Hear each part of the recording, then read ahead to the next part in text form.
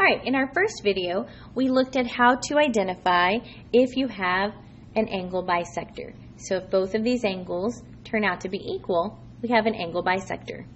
But let's look at how we work the problem if we know at the start of the problem that we have an angle bisector. So for example, it tells me ray WY, and I know it's a ray because there's a little arrow on the right-hand side. Ray WY is an angle bisector of angle XWZ. So when I read that, that's different than when I read I have adjacent angles.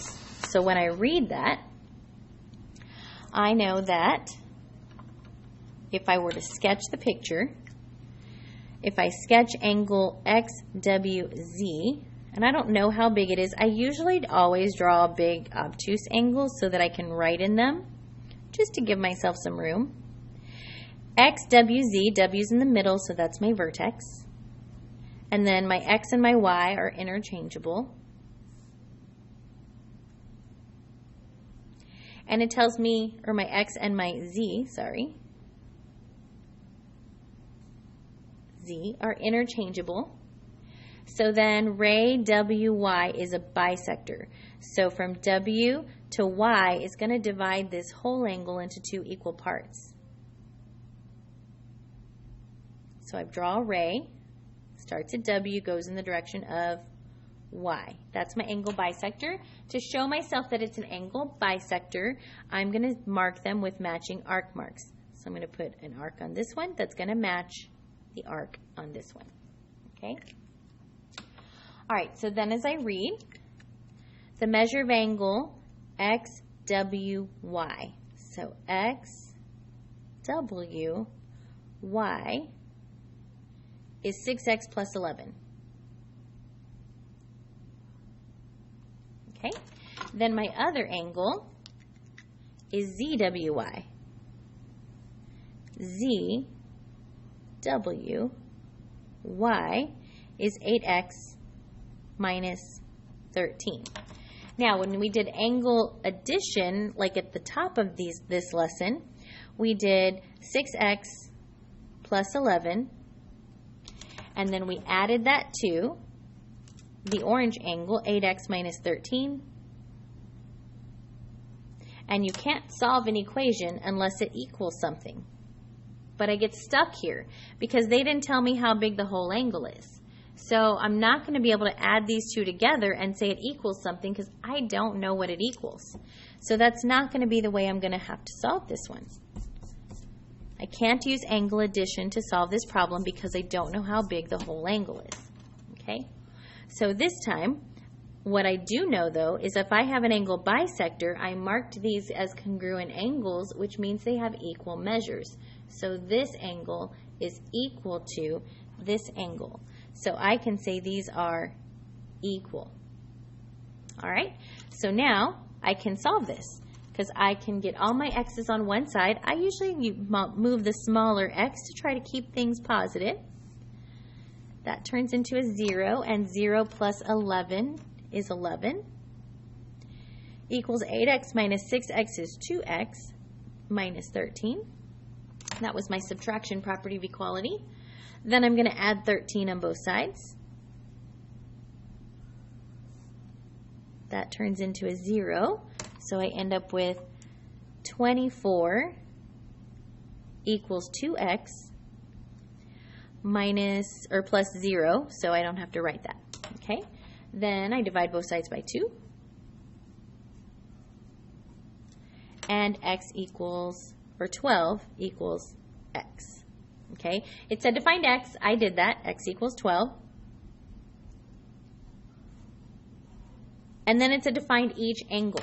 So my first angle, angle XWY, is 6x plus 11. 6x, x is 12, plus 11. 6 times 12 is 72, plus 11 is 83. So this angle is 83 degrees, which means the orange angle should also be 83 degrees, and we'll be able to check our math. So my other angle, 8x minus 13, 8 times x, x is 12, minus 13. 8 times 12 is 96. And 96 minus 13 is also 83. So you might think we're done because it said find x and find each angle. I did find both of those angles, but don't forget there's really 3 angles because there's also the whole angle XWZ. Okay, and I know that if this side's 83 degrees and this side's 83 degrees, then I can go back to that angle addition postulate from yesterday and I can add those two together and get 166 degrees. So there we go, I found all 3 angles. Okay, let's look at the next one. Our favorite thing, given a proof, okay? Given ray AS bisects angle RAM, the measure of angle RAS equals 12x plus 6 degrees. The measure of angle MAS equals 16x minus 14. Prove that x equals 5. Okay, so the first thing we want to do is set up our proof. We're going to have our statements and our reasons.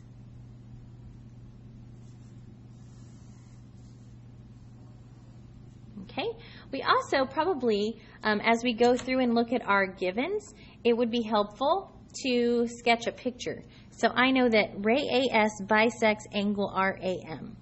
So ray AS bisects angle RAM. So I'm just going to sketch that over here. I'm going to draw angle RAM, which again, I don't know how big it is, but I usually draw obtuse angles just so that I have room to write in them. RAM means A has to be the vertex, and then my R and my M are interchangeable. And AS, pretend that's straight, is bisecting them. So that means this side is equal to this side. Bisect, right? Okay, so I can add that in the picture. Then my next given, that was my first given. My next given is the measure of angle RAS is equal to 12x plus 6. The measure of angle RAS is equal to 12x plus 6 degrees. Given. RAS, I like to label things in my picture also as I go. 12x plus 6. Okay. So then my next given, the measure of angle MAS equals 16x minus 4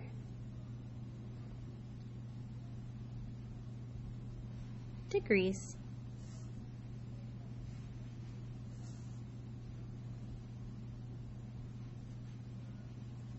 Okay, so those are my 3 givens. I know that I'm going to end up saying this one is equal to this one, but I first have to actually write in the angles like I would do with the segment addition postulate. I'm going to have to write in the angles. So I'm going to have to say that this angle, angle RAS, is equal to this angle, angle MAS. Oops, sorry, the measure of angle MAS.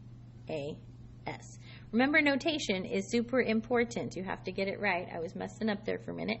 Remember, these little M's mean measure. So measure of angle RAS is equal to measure of angle MAS.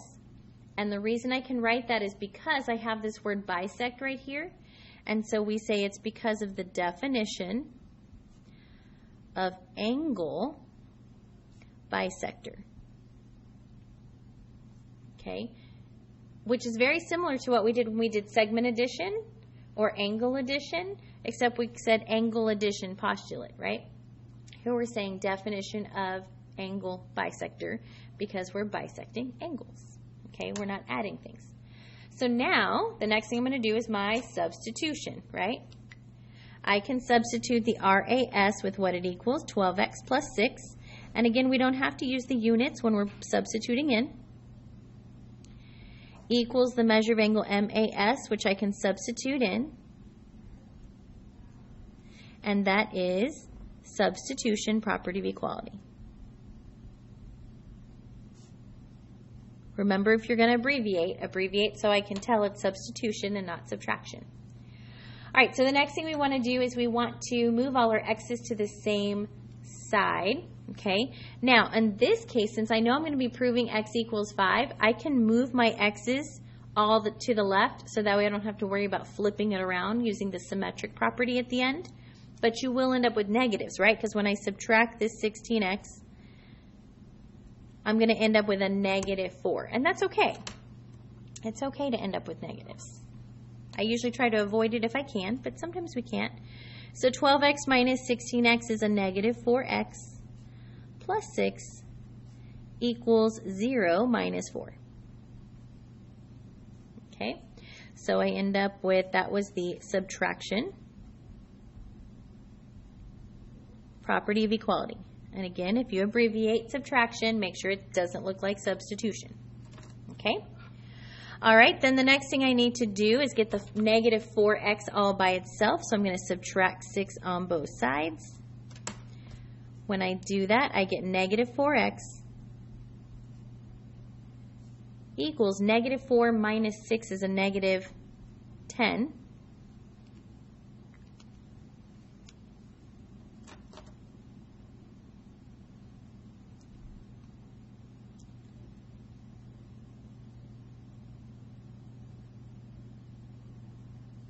Do you see why I paused? -4x minus 10 is not going to give me my x equals 5. You know what that means? That means I made a mistake somewhere. So let's go see where we made our mistake. When I'm looking back through my math, everything looks okay. And then so I'm going to check my givens. And look, it's right here. It's not -4, it's -14. So again, that's a good way to check. If you know the answer is supposed to be 5 and you're not coming up with 5, we got to figure out what we did wrong, right? So this is supposed to be 14, because then 14 minus 6, that makes so much more sense. -14 minus 6 is not -10, it's -20. And what did we do? We subtracted by 6 on both sides. So again, we did it again, subtraction. Property of equality. So very important example right there of checking your work as you go. All right, then the next thing we need to do is divide by this -4 on both sides. And I'm going to get x equals -20 divided by a -4 is negative over negative is positive, and then 20 divided by 4 is my 5. And that is what I was trying to prove. I'm not going to write the word prove here, though. How did I get to this step? I divided by -4 on both sides. Be careful. It can look like we subtracted, right, if you're not careful. But we divided. Division property of equality for that last one. Okay? So a little hiccup there, but we managed to get through it. Okay? If you want to go back and check your work, you could plug the x in, but I don't have to because they had already told me that x is supposed to equal 5, and it does. So I know that I got what I was supposed to get. Okay, I checked my work when I saw I wasn't going to get 5. I knew I had done something wrong. Okay, in the next video, we'll have a couple more examples and talk about some things to watch out for. Okay, thank you so much for watching.